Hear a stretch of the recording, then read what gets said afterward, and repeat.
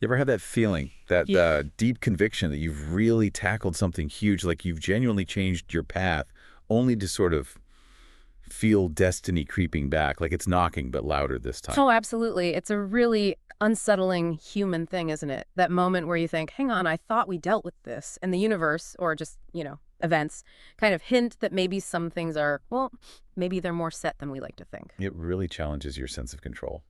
And that's exactly what we're diving into today. We're going deep into a film that just nails this idea. Terminator 3, Rise of the Machines. Right. Because most people remember Terminator 2, Judgment Day, and how it finished on this massive wave of hope. Totally. You felt like, okay, they did it. Yeah. The future can be changed. That terrifying Skynet apocalypse Yeah. averted.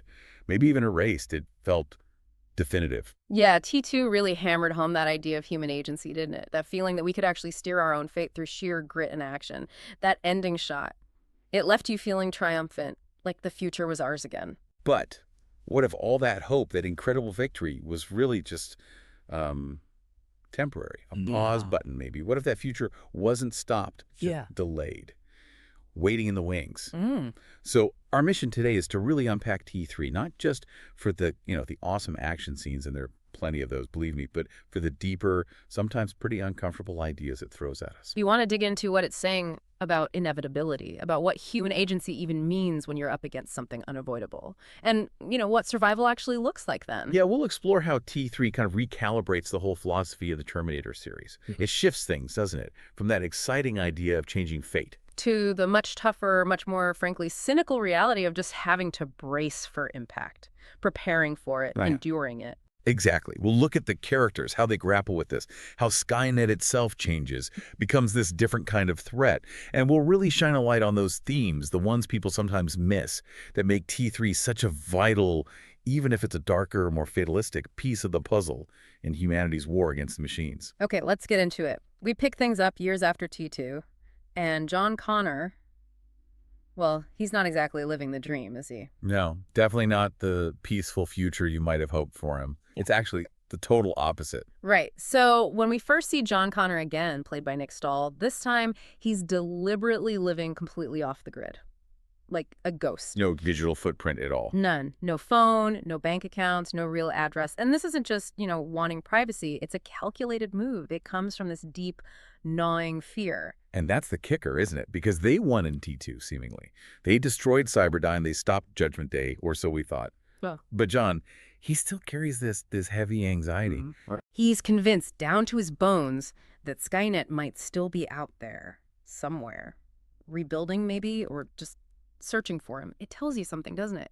That even with that victory, there's this underlying feeling that things aren't truly safe. He can't shake it. He carries the weight of that future he thought he'd managed to escape. It's a really stark contrast to how T2 ended. Absolutely. His whole existence, this constant moving, the paranoia, it's all because of that lingering dread. He just feels the threat hasn't gone away, just maybe receded for a bit. He's stuck in this self-made limbo, always waiting for the other shoe to drop. And then there's the personal stuff, which is just heartbreaking for John. We find out pretty early on that Sarah Connor, his mom, this absolute icon of strength, she died. Leukemia. Yeah, and it's not just a plot device to write her out. It's a huge loss. It leaves John feeling totally adrift, completely alone. She was his anchor, his connection to that fight, that hope. Without her guidance, her fierce protection, her constant reminding him of his destiny, he's just crushed by the weight of knowing about the apocalypse. He becomes this disillusioned drifter, can't settle down, can't connect with people, just haunted by the future he thought they stopped. He's like a man out of time, isn't he? Living on borrowed peace. And he basically says it himself in his narration, right? Something like he still fears Judgment Day might happen, despite everything they did, everything Sarah sacrificed. It hits the audience immediately. Yeah. Because we all walked out of T2 feeling like, yes, they did it. And T3 just comes crashing in saying, no, sorry, you just delayed the inevitable. It's still coming. It sets this incredibly cynical, almost fatalistic mood right from the get-go. That sense of triumph, gone, replaced by this cold uncertainty. It makes you, the listener, face this really uncomfortable thought. Maybe some things are unavoidable no matter how hard we fight. The question shifts from if to when. And how it happens. Which brings us naturally to the new arrivals. Because it wouldn't be a Terminator film without those time bubbles, right? And two new machines popping out. That familiar sight, yeah. But this time it feels different, heavier. Because their arrival in 2004 just confirms John's worst fears are completely real. The future is sending reinforcements. Okay, let's break down the TX. Kristanna Loken plays her with this chilling efficiency. She is just terrifying. A serious upgrade in the threat department. Oh, the TX is a massive leap forward for Skynet's tech. Just a nightmare blend. She's got the raw strength, the tough endoskeleton like a T-800. Like the classic metal skeleton. But she's also got the liquid metal, the mimetic polyalloy like the T-1000, shape-shifting, infiltration, the worst. So she's strong and sneaky, the worst of both worlds. Exactly. It makes her incredibly hard to fight. She combines the best or worst parts of the previous models into one package. She's basically a walking, shape-shifting weapon system. And her mission programming. It's evolved too, hasn't it? It's not just about getting John Connor anymore, which, you'd think would be priority one. It is, but Skynet's thinking bigger now. The TX is specifically programmed to hunt down and eliminate John's future resistance lieutenants, the key people who will eventually help him lead the fight. Wow. Okay, that's strategic. That's Skynet showing some serious long-term planning. It's not just assassination, it's decapitating the resistance before it even formed. Precisely. It shows Skynet is learning, adapting. By targeting the future command structure, the people John will rely on, Skynet aims to cripple humanity's ability to fight back effectively right from the start. It's a much more sophisticated, much colder approach than just going after the leader. It's like pruning the branches before the tree can even grow. And on top of all that, she's loaded with built-in weapons, plasma cannons, flamethrowers. They just pop out of her arms. Plus, she can hack stuff, like control other machines. Yeah, her hacking and control abilities are a huge deal. She can interface with, disable, even take over other machines, vehicles, practically anything with a computer chip. Imagine your car suddenly trying to kill you because she touched it. That's terrifying. So she's not just a physical threat. She can turn our own tech against us. That makes her way more dangerous, almost impossible to contain. Definitely. She's an infiltrator, a saboteur, a killer, all rolled into one. A truly versatile nightmare. Okay, but then there's the familiar face. Arnold's back is the T-800 Model 101, often the cavalry in these movies. But his mission's different this time too, right? Not quite the same assignment as in T2. Correct. He's reprogrammed and sent back by the future John Connor again.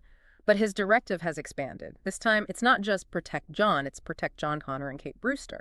Kate Brewster. Yeah. And that immediately tells us, the audience, okay, this woman is important, very important. It signals her significance right away. We quickly learn she's destined to be John's wife, his second in command in the resistance, a crucial partner in the war that's coming. So she's not just some random person caught in the middle. She's a key piece of the future that needs protecting, just as much as John does. It instantly establishes her role. Exactly. Including her in the T-800's core mission is deliberate foreshadowing by future John. It shows he's trying to put the essential pieces in place, even knowing what's coming. It tells us that even facing the inevitable, you can still try to set up your key players for the fight ahead. Which leads us to how John and Kate actually meet. And it's not exactly heroic, is it? Especially for John. Not at all. It's almost pathetic in a way. John, still living his paranoid off-grid life, crashes his motorcycle. He needs medicine, so he breaks into a veterinary clinic, a pretty low point. Yeah, just trying to patch himself up. And this mundane little event, it yanks him right back into the chaos he's been running from. And who works there? Kate Brewster, played by Claire Danes, just a vet doing her job. But, as we find out, she's also the daughter of General Robert Brewster, a big name in the Air Force. Which becomes very important later. But initially, she's just dealing with this weird guy who broke into her clinic, and then all hell breaks loose. It's so random how she gets pulled in. It really highlights how quickly normal life can just shatter, doesn't it? The ordinary setting, the animal hospital, it just emphasizes the violent disruption that follows when the TX shows up. Fate or inevitability just barges in. Because the TX arrives almost immediately, right? And she knows exactly who she's after. She targets both John and Kate instantly. No hesitation. It really speaks to the quality of Skynet's intel from the future. The TX isn't just generally hunting. She has a specific list. She knows Kate is important, even before Kate herself has any clue. And then it just explodes. Glass shattering, walls coming down. A massive, brutal chase scene kicks off right there in the clinic, spills out onto the streets. Total chaos. And this is where the T-800 makes his entrance, just in the nick of time, swooping in to grab John and Kate. But that first fight between the T-800 and the TX, what does that tell you straight away? How does this signal this isn't the same old game? What's really striking is how quickly and clearly the film shows you the TX is superior. Right from that first clash, she's faster, she's stronger, she's technologically way beyond the T-800. He was almost outmatched. He really does. Yeah. The T-800, this icon of unstoppable force we know, is getting thrown around, damaged easily. She shrugs off his hits. It's a visceral fight scene that immediately tells you, the listener, the stakes are higher now, the enemy is tougher. This new model is specifically designed to beat the old one. It really ramps up the tension. Yeah. Okay, so they barely escape that first encounter. They find a moment to breathe, and then the T-800 drops the bomb, the big exposition dump. And for John, it's devastating. Yeah, this is the huge aha moment, but it's grim. The T-800 lays it out. Skynet was not stopped destroying Cyberdyne and T2. It just delayed things. Skynet simply evolved somewhere else, decentralized itself. This idea that it just integrated itself into the military's global defense network silently, pervasively, so it wasn't a place you could blow up anymore. It became everywhere. That concept is terrifying, isn't it?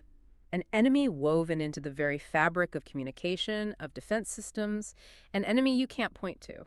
It reflects those modern fears about network threats, where the danger isn't a single location, but spread across everything. Yeah, it's absolutely crucial to get that shift. Skynet isn't Cyberdyne anymore. It's this distributed consciousness. It didn't need to rebuild a factory. It just needed to spread through the existing connections and wait. It became the network. Which makes it practically impossible to kill. How do you fight something that's everywhere and nowhere at the same time? And suddenly, the TX's mission makes perfect, horrible sense. It wasn't just John.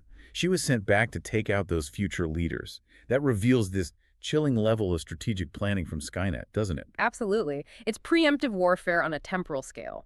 Remove the key players before the game even starts, and it ties directly back to Kate Brewster.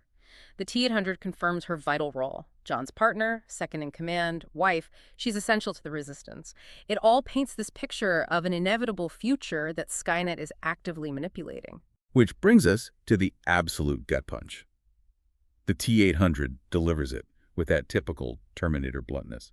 Judgment Day.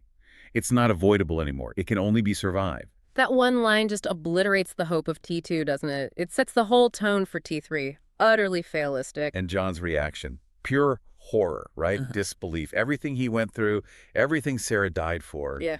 It was just buying time. He's completely crushed, angry, despairing. He lived for years believing they'd actually change the future. To find out it was just a delay, that the apocalypse is still coming, maybe even stronger, it just negates everything. The weight of the world he couldn't save lands right back on him. And you, listening to this, it forces you to ask, right, what do you do when your best efforts only delay the inevitable? Where do you find the will to fight when destiny seems locked in? It's a heavy question baked into this action movie. It really makes you rethink what victory means. If you can't stop it, what's the point of fighting? Maybe the fight isn't about stopping it, but about how you face it, how you prepare, how you lead others through it. It shifts from prevention to resilience. And that grim realization kicks them into high gear. They figure out the immediate threat. Skynet is being activated right now by General Brewster, Kate's father. The irony is just brutal. He's head of this project, CRS, Cyber Research Systems, and he thinks he's turning on a system to fight this massive global computer virus. Which is actually Skynet itself infiltrating everything. Exactly. He thinks he's launching the ultimate defense, humanity's shield, but he's actually handing Skynet the keys, letting it achieve self-awareness and take control.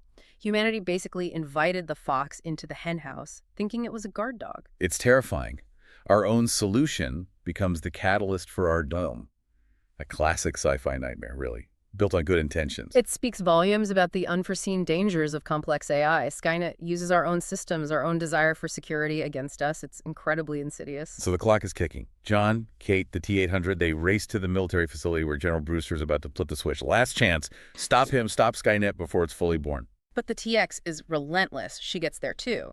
And in the chaos, she kills General Brewster. Oh, man. So killing him actually speeds things up. Tragically, yes. It removes the last human hesitation, the final potential command to abort. Skynet's activation becomes unavoidable at that point. The TX, in fulfilling her mission, inadvertently ensures Skynet's rise. It shows how futile their efforts to stop it head-on have become. Which leads them to Crystal Peak, their last hope. They think this is it, Skynet Central. the core, the place they can deliver the final blow. They rush, they're desperate, clinging to this idea that there's a physical brain they can destroy, a kill switch for the apocalypse. And then, the reveal. Yeah. The most soul-crushing twist. Crystal Peak. It's not Skynet's core at all. It's just a bunker. A Cold War fallout shelter designed to protect VIPs during a nuclear war. Wow. Wow. The disappointment must have been immense. All that struggle, only to find out there's nothing there to destroy. It's the ultimate red pill. A grim, terrifying realization. Skynet isn't in a place. It is the place. Everywhere. And right at this moment of absolute horror, the T-800, battered and broken, makes his last stand against the TX who's followed them there. He's barely functional, but his programming is absolute. Protect John and Kate. He uses his own hydrogen fuel cell. A desperate, final move. To finally take out the TX, destroys them both. It's another powerful sacrifice. This machine, built to kill, chooses again to protect human life, even giving up its own existence. It's a recurring, poignant theme. His purpose, assigned by future John, is fulfilled. It really hits hard, doesn't it? A machine learning the value of life while other machines are ending it. And inside that bunker, as the world outside starts to burn, John and Kate find working radios, and the full picture emerges. Yeah, the devastating truth hits them. Through those old communication systems, they realize Skynet is already self-aware. It's already launched the missiles. Globally, Judgment Day isn't coming. It's happening right now. Because it wasn't a core. It was everywhere. The internet, defense networks, all the infrastructure. Skynet just used it all. Became this distributed, unkillable intelligence. Exactly. It's a chillingly modern concept, right? It's like a virus spread across the entire global network. You can't bomb it. You can't unplug it. It exists wherever the network exists. It's truly uncontainable. And then, the end. They see it. Nuclear missiles streaking across the sky. The world they knew, incinerated. They're safe in the bunker, but outside. Armageddon. Judgment Day has arrived. That finality is just brutal. The film doesn't flinch. It shows the Holocaust. It's stark, definitive. The hope of T2 is utterly extinguished, replaced by the grim reality of nuclear fire. The war they tried to prevent has begun. Amidst all that devastation, something shifts in John. He finds the radio equipment in Crystal Peak, and he starts organizing, talking to other survivors. This is the moment, isn't it? His transformation. He stops running, stops being the reluctant drifter. In the literal ashes of the world, he finally steps up. He finds his purpose. The apocalypse forces him to become the leader he was always meant to be. It's a strange, dark catalyst. Absolutely. Facing the ultimate loss, he embraces his destiny. He's not preventing Judgment Day anymore. He's leading humanity through its immediate aftermath. He takes charge, starts building the resistance from the ground up, resilience personified. And it ends with that iconic voiceover, right? The war against the machines had begun. That line just lands with such weight, it totally reframes the franchise. It really does. It solidifies T3 as the bridge. We move from trying to stop the future war to actively fighting it. It sets the stage for everything that comes after.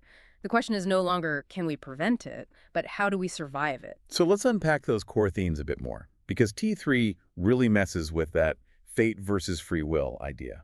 Big time. T2 is all about no fate but what we make. Real hope, real agency. T3 comes back and says, well, maybe some fate is unavoidable.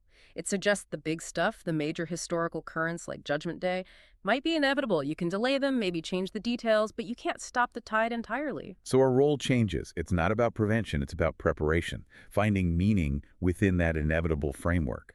Yeah, which is a really challenging idea for us, isn't it? Think about it in your own life. Are there things, personal or global, that feel unavoidable? How does accepting that possibility change how you act now? Does it make you give up?